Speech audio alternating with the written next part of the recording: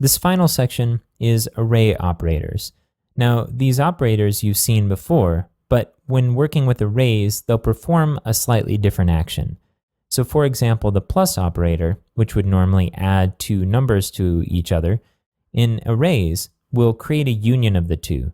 So if we have a value in A and a value in B, and we add them together, there will just be one value for that.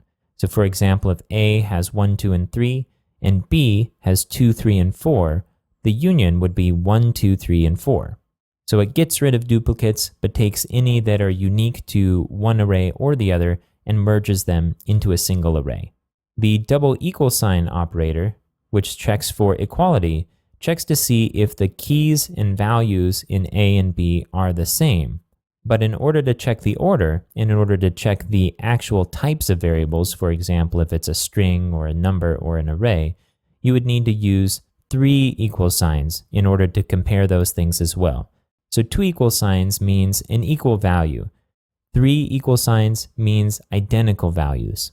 The same applies when we use the negative operator here, the exclamation mark plus the equal sign to check if they're not equal.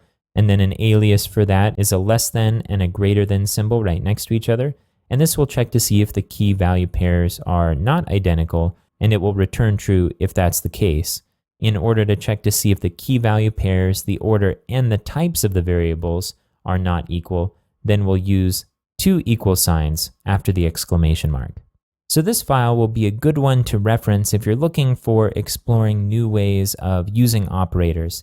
And also this should give you a sense of what we mean exactly when we talk about operators. It seems like they do a ton of different things, and it's true, they do. But hopefully seeing all of this on one page will help kind of demystify it a bit and make it a little easier to wrap your mind around.